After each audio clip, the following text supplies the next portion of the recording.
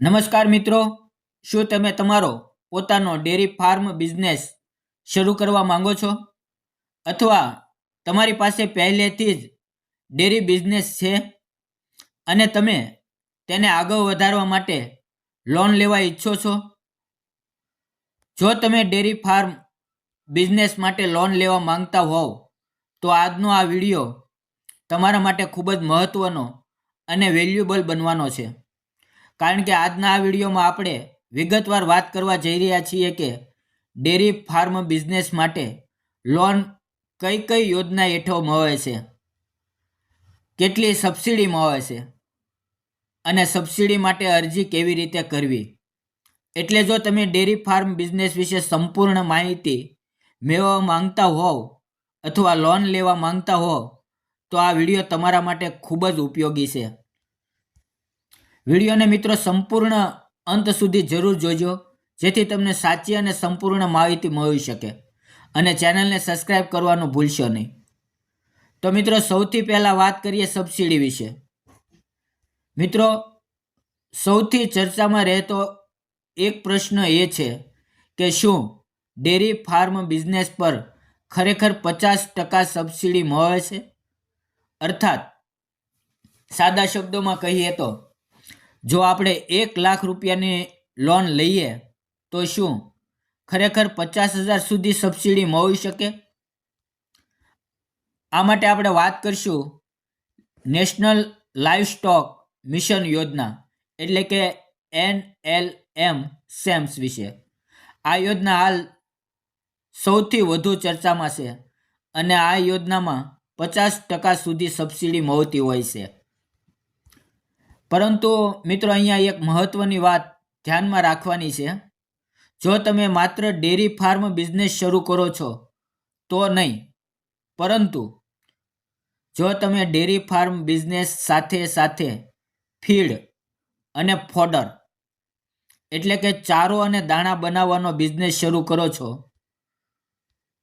તો આ યોજના હેઠળ તમને 50% સુધીની સબસિડી મળી શકે છે. આ ઉપરાંત મિત્રો, જો તમે ગોટ ફાર્મિંગ એ બિઝનેસ કરો છો, જેમ કે બકરી પાલન અથવા ભેંસ પાલન, તો આ બિઝનેસ માટે પણ NLM યોજના હેઠળ 50% સુધી સબસિડી મળી શકે છે. પોલ્ટ્રી ફાર્મિંગ બિઝનેસ માટે પણ આ યોજનામાં 50% સુધીની સબસિડી આપવામાં આવે છે. જો તમે ડેરી ફાર્મ માટે ગાય અથવા ભેંસ ખરીદવા માંગતા હો તો તેના માટે તમને અલગ યોજના હેઠળ લોન મળશે. જો તમારો પહેલેથી જ ડેરી ફાર્મ બિઝનેસ ચાલતો હોય અને તેની સાથે તમે ફીડ પાવડર અથવા ચારો બનાવવાની કોઈ યુનિટ સ્થાપિત કરવા માંગતા હો તો આ યોજના હેઠળ તમને 50% સુધી સબસિડીનો લાભ મળી શકે છે. મિત્રો, દૂધના પ્રોડક્ટ બનાવવાના બિઝનેસ માટે લોન, જો તમારો બિઝનેસ દૂધ પરથી બનેલા પ્રોડક્ટ સાથે જોડાયેલો છે, જેમ કે ઘી, દહીં, પનીર, ક્રીમ વગેરે બનાવવાનો બિઝનેસ છે, તો તમને એનિમલ હસબેન્ડરી ઇન્ફ્રાસ્ટ્રક્ચર ડેવલપમેન્ટ ફંડ હેઠળ લોન મળી શકે છે. આ યોજના હેઠળ તમારા પ્રોડક્ટના ખર્ચનો 90% સુધી લોન મળી શકે છે અને લોનના વ્યાજ પર 3% સુધી સબસિડી પણ મળી શકે છે. મિત્રો, ગાય ભેંસ ખરીદવા માટે લોન કેવી રીતે લેવી? હવે ઘણા લોકોના મનમાં પ્રશ્ન આવે કે અમારે તો ગાય ભેંસ ખરીદીને ડેરી બિઝનેસ શરૂ કરવો છે, તો લોન કેવી રીતે લેવી? તે માટે તમે પ્રધાનમંત્રી મુદ્રા યોજના હેઠળ લોન લઈ શકો છો.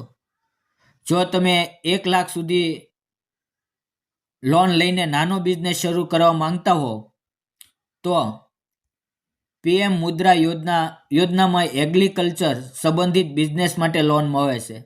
આ યોજનામાં તમે કોલેટરલ ફ્રી લોન મળે છે, અર્થાત કોઈ પણ ગેરંટી વગર લોન મળી શકે છે. મુદ્રા યોજના હેઠળ સીધી ખેતીની લોન નથી મળતી, પરંતુ ખેતી સાથે જોડાયેલા બિઝનેસ જેમ કે ડેરી ફાર્મ, પોલ્ટ્રી ફાર્મ, મધમાખી પાલન, માછલી પાલન વગેરે માટે 1 લાખ સુધી કોલેટરલ ફ્રી લોન મળી શકે છે. મુદ્રા યોજના હેઠળ મહત્તમ 20 લાખ સુધી લોન મળી શકે છે, પરંતુ તેની એક શરત છે. જો તમે પહેલાં 1 લાખનો મુદ્રા લોન લીધી હોય અને સમયસર ચૂકવી દીધી હોય તો પછી તમે તરુણ પ્લસ કેટેગરી હેઠળ વધુ લોન માટે પાત્ર બની શકો છો. હવે પશુ કિસાન ક્રેડિટ કાર્ડની વાત કરીએ આપણે, એટલે કે PKCCની. જો તમે પશુપાલન માટે લોન લેવા માંગતા હો તો તમારા માટે પશુ કિસાન ક્રેડિટ કાર્ડ યોજના ખૂબ જ સારી છે. આ યોજના હેઠળ તમને સરળતાથી લોન મળી જાય છે અને તમે લોન સમયસર ચૂકવો છો તો તમને વ્યાજમાં 3% સુધી સબસિડી મળે છે. આ રીતે તમે KCC યોજના હેઠળ લગભગ 4% વ્યાજ દરે લોન મળી શકે છે. હવે મિત્રો વાત કરીએ રાજ્ય સરકારની યોજનાઓ. તો પશુપાલન બિઝનેસ માટે રાજ્ય સરકારની પણ અલગ અલગ યોજનાઓ હોય છે. દરેક રાજ્યમાં યોજના અને સબસિડીનો દર અલગ અલગ હોઈ શકે છે. હવે પ્રશ્ન આવે છે કે અમારા રાજ્યમાં કઈ યોજના ચાલી રહી છે તે કેવી રીતે જાણવું? તો મિત્રો તે માટે તમે તમારા નજીકના કૃષિ વિજ્ઞાન કેન્દ્ર એટલે કે KVK અથવા વેટનરી હોસ્પિટલ જઈને હાલમાં પશુપાલન માટે કઈ યોજના ચાલી રહી છે તેની માહિતી મેળવી શકો છો. હવે લોન માટે જરૂરી દસ્તાવેજોની વાત કરીએ મિત્રો, તો તમે કોઈ પણ યોજના હેઠળ લોન માટે અરજી કરો તો તમારી પાસે નીચેના દસ્તાવેજો હોવા જરૂરી છે, જેની અંદર ઉદ્યોગ રજિસ્ટ્રેશન સર્ટિફિકેટ. આ સર્ટિફિકેટ વગર સરકારની નજરોમાં તમે બિઝનેસમેન ગણાતા નથી. આ સર્ટિફિકેટ સંપૂર્ણ ફ્રી બને છે અને તમે ઘર બેઠા ઓનલાઈન બનાવી શકો છો. બીજું છે ડિટેલ પ્રોજેક્ટ રિપોર્ટ. આ રિપોર્ટમાં તમારા બિઝનેસની સંપૂર્ણ માહિતી હોવી જોઈએ, જેમાં પશુઓની સંખ્યા, જાત, ઉત્પાદન, ખર્ચ, નફો, વેચાણ વગેરે બધી જ માહિતી. બીજું જમીન સંબંધિત દસ્તાવેજો, જેમાં રજિસ્ટ્રી, જમાબંધી અથવા લીઝ એગ્રીમેન્ટ, ઓછામાં ઓછું 10 વર્ષનું. પછી મિત્રો આ ચોથા નંબર ઉપર આવે છે બેંકનું સ્ટેટમેન્ટ, છેલ્લા 6 મહિનાની બેંક સ્ટેટમેન્ટ અને પાસબુકની નકલ. અને પાંચમું KYC દસ્તાવેજો, જેની અંદર આધાર કાર્ડ, પેન કાર્ડ, રહેઠાણનો પુરાવો, SC, ST, OBC કેટેગરી માટે સંબંધિત સર્ટિફિકેટ. મિત્રો આ માટે ઓનલાઈન અરજી કેવી રીતે કરવી? તો NLM યોજના માટે અહીંયા તમને સ્ક્રીન ઉપર દેખાય છે તે વેબસાઇટ ઉપર જઈને રજિસ્ટર કરીને સ્કીમ પસંદ કરો, પ્રોજેક્ટ રિપોર્ટ અને દસ્તાવેજ અપલોડ કરો. મુદ્રા યોજના માટે તમને દેખાય છે અહીંયા સ્ક્રીન ઉપર જે વેબસાઇટ છે, અહીં એલિજિબિલિટી ચેક કરીને અરજી કરી શકો છો. જો તમે મિત્રો ગાય ભેંસ ખરીદવા માંગતા હો PKCC અથવા મુદ્રા યોજનામાં, ફીડ ફોડર યુનિટ અથવા મોટો બિઝનેસ LMM યોજનામાં, અને દૂધના પ્રોડક્ટ AHIDF યોજના, તો આ બધી યોજનાઓ તમારા માટે જ ઉપયોગી છે.